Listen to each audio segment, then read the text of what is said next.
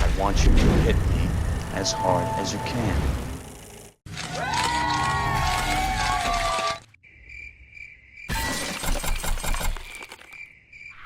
She has been in a few super-duper blockbusters and has made quite a few stinkers, both on the screen and in Johnny Depp's bed. Everyone in the world learned her name, Amber Heard, when she married an A-list celebrity named Johnny Depp, in a marriage that would end in a highly publicized court case and $8 million in debt. So, I know we've all been asking ourselves this: what the f*** happened to Amber Heard? Well, you've lost us now. Before we begin, I just want to say thanks for watching. Please like, share, and subscribe. Make sure to click that bell to get those notifications if you enjoy notifications about this type of YouTube content. Now, it's time to get back to the show. But to truly understand what the f*** happened to Amber Heard, we must begin at the beginning, and the beginning began when she was born on her birthday, 1986, Austin, Texas. It wasn't long before Amber Heard was appearing on screen in projects like Kenny Chesney's music video, There Goes My Life, followed by supporting roles in shows like Jack and Bobby, The Mountain, and The O.C., before making her way to the big screen with minor roles in Friday Night Lights, Drop Dead Sexy, North Country, and Spin. And I don't think I'm telling tales out of school here when I say that Amber Heard is an attractive human being person lady. She is not ugly on the outside. And you know what? Hey, don't get mad at me. It's science. We must trust the science. In 2021, it was reported by those scientists that we all must trust that Amber Heard has what is known as the golden ratio, a finding by those ancient Greeks to mathematically describe the beauty of things in nature. And Amber's face is in nature. So yeah, that mathematical perfection didn't hurt. She would often be cast as the good-looking blonde bombshell in films such as Alpha Dog. And of course, her first lead role, All the Boys Love Mandy Lane, which was made in 2006, but it didn't come out until 2013 because of, distribution issues. Fuck you!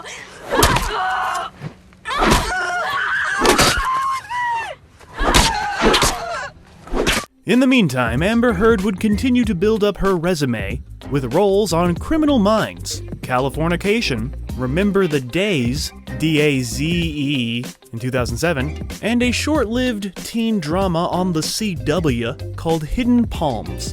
Amber Heard's first semi-hit came in 2008 in the teenage martial arts fighting flick, Never Back Down, which is either the best or the worst title ever, I can't decide. Never Back Down is starring this show's very own writer/researcher Brad Hammerly as bouncer in the background of a couple of scenes. So yeah, we here at JoBlo, we had a guy on the front lines of the beginning of Amber Heard's career. And while on set of Never Back Down, our beloved, trusted writer, Bradley, noticed that Miss Heard was a bit of a diva and refused to socialize with anyone. And she also pooped in his bed, maybe, I don't know. So there you have it, an exclusive breaking story brought to you by JoBlo and our writer-researcher Brad, who never backs down. But yeah, the film Never Back Down wasn't expected to be a box office hit. However, it did manage to turn in a small profit, so that's good. Money, yay! In 2008, Amber Heard's star would continue to rise with the movie The Informers, and she played the girlfriend of Seth Rogen, a girlfriend who is still in high school for some reason, in the hit stoner comedy Pineapple Express, ending 2008 with the Breakthrough of the Year award from the Young Hollywood Awards. And she would continue to pop up on all of those magazines for everyone to look at. If you're into looking at that kind of stuff. Amber Heard would get solid reviews from critics when she appeared opposite David Duchovny and Demi Moore in 2009's The Joneses, with Variety saying that Amber Heard more or less steals the show. Way to go, Amber. Good job acting, 'cause that's your job. This was followed by appearing as the object of Jesse Eisenberg's affection for a brief role in the hilarious film Zombieland. Of course, those critics didn't always give Amber Heard heart emojis. No, sometimes they gave her poop emojis, as she would appear in several poorly reviewed limited release titles, such as Exterminators, and a film called And Soon the Darkness, which she also co-produced, and a movie called The River Why. Followed by a trio of critical and commercial horror flops with The Stepfather, John Carpenter's The Ward, and Drive Angry opposite Nick Cage, which Roger Ebert, the guy with the thumbs, gave some sort of praise to her performance by saying that Amber Heard did absolutely everything she could with the character. That's praise, right?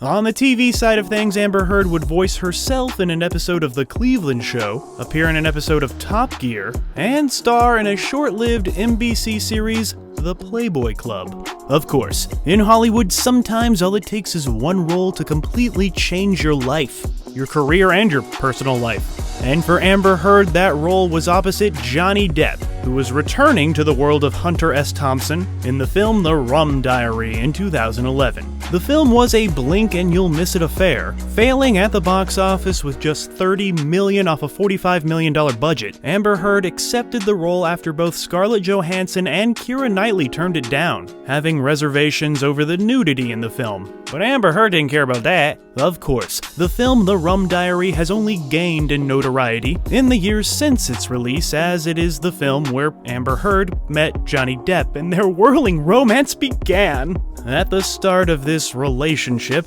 Johnny Depp and Amber Heard both had gotten out of serious relationships. Depp with the mother of his 2 children, and Amber Heard with her longtime girlfriend, whom Amber Heard was actually arrested in 2009 for assaulting in a Seattle airport, but her ex-girlfriend has since said that it was just a verbal argument, and the police had misinterpreted and over-sensationalized the incident, because Amber Heard would never assault a significant other.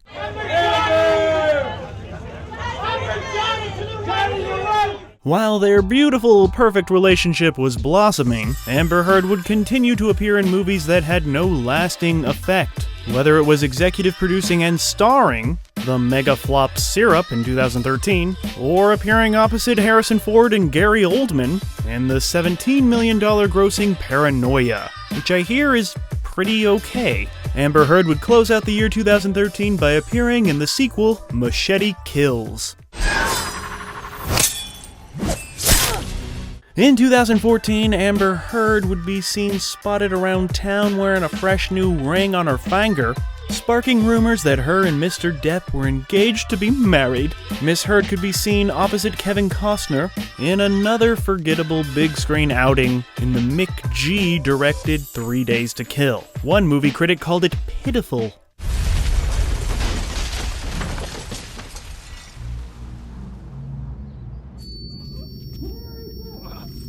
However, 2015 would be a very eventful year for Amber Heard, as she would appear in 4 films. One of those films was starring opposite the guy she was cheating on Johnny Depp with, James Franco, in a movie called Adderall Diaries. She was also in a Christopher Walken film called One More Time, the box office hit sequel, Magic Mike XXL, Extra Large, and she was in the Academy Award-winning film The Danish Girl, but she wasn't the one who won the Academy Award, and she wasn't the Danish girl either.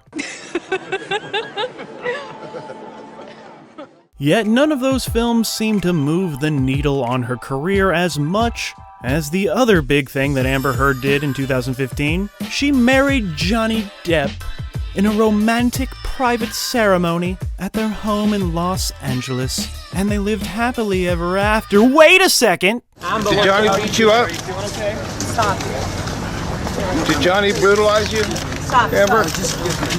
It wouldn't be long before the couple would court controversy when they traveled to Australia and failed to declare their dogs they had brought, which is a violation of Australia's biosecurity laws. The celebrity couple were forced to make an apology video, which those always fix everything, and their apology video is actually quite hilarious when you realize how smart-assed they're being. But everything fell apart in 2016 when Amber Heard filed for divorce from Johnny Depp, while filing for a restraining order claiming physical abuse, which I don't know about you, but that's a big no-no.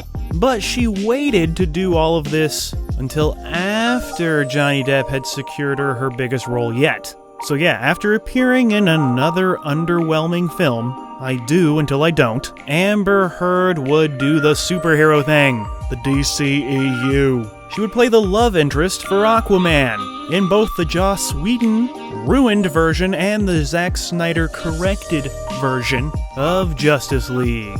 And yeah, she's fine, she's in it. After appearing in 2 more mediocre films, Her Smell in 2018 and London Fields in 2018, which also featured Johnny Depp, she would be nominated for Worst Actress at the Razzies for that role. But Amber Heard would get to return to the world of aquatic superpeople in a solo Aquaman adventure, marking her biggest hit ever, as the film managed nearly $1.2 billion. That's billion spelled with a B, at the box office, which is also spelled with a B.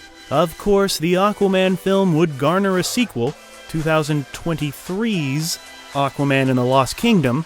It hasn't come out yet because it's 2022. However, as the facts coming out as they have about Amber Heard's personal life, it appears that her role in the film has been heavily scaled down. Rumor has it she appears in less than 10 minutes of the film. And why is that?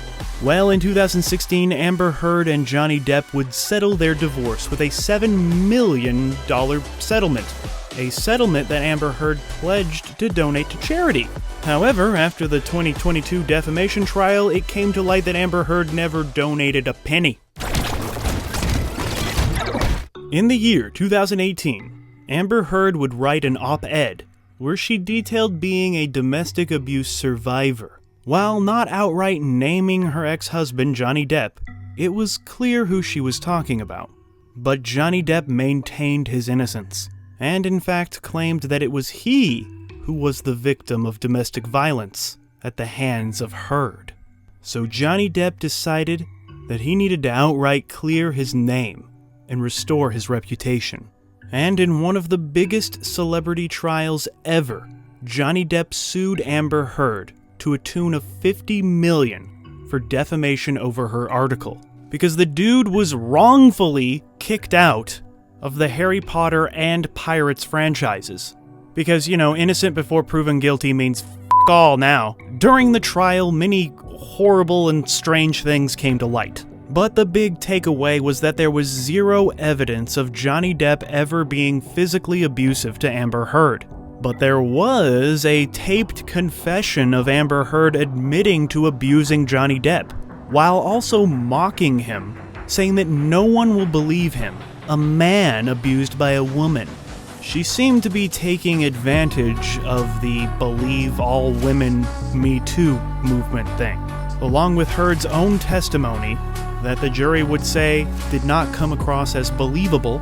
This would result in the jury rewarding Johnny Depp over $10 million in damages, saying that Johnny Depp and his lawyers proved his case, that the article, the op-ed, written by Amber Heard, was written purposely to maliciously defame Johnny Depp, using knowingly false information. So after a long, horrible process that was just everywhere on every social media constantly, it was probably a distraction from a much bigger, much more important story, but hey, it's Hollywood. That's more important than real shit. But yeah, Johnny Depp's reputation was restored. Victory was his. And we could all go back to being Johnny Depp fans again. However, Amber Heard's reputation was damaged. And the question is, how damaged? And will she ever recover? And does she deserve to? Miss Heard would try a bit of damage control by appearing on Dateline not long after the trial. However, many people still saw a woman not taking responsibility for her actions, her horrible, shitty, literally shitty actions. and trying to play the victim. The interview was not a hit in the ratings, barely passing 2 million viewers, making it the second lowest watched episode of the show Dateline in over 7 months. Do you find that Mr. Depp has proven all the elements of defamation? Answer, yes. Amber Heard is a scientific beauty who used those good looks to carve out a fairly successful, if unremarkable, career by trying to elevate the stereotypical pretty girl roles. She did her best. She made waves. It was fine. You could tell that she had some potential, but her fame would reach new heights when she got involved with one of Hollywood's biggest stars. Yet it all came tumbling down like a turd in a bed, with accusations of abuse that never quite passed the smell test, like a turd in bed. Now, with an appeal filed, the question is, can Amber Heard ever recover from such public humiliation? And if anything, we can learn a few things from Amber Heard. One of those things to learn is that if your face is mathematically perfect, you'll probably do well in life if you don't f**k things up. And what's an example of f**king things up? Well, physically abusing your spouse. Don't f**king do that. With her last on-screen appearance in the miniseries The Stand in 2020, and her still up-in-the-air appearance in that Aquaman sequel, only time will tell exactly what the f**k happened to Amber Heard.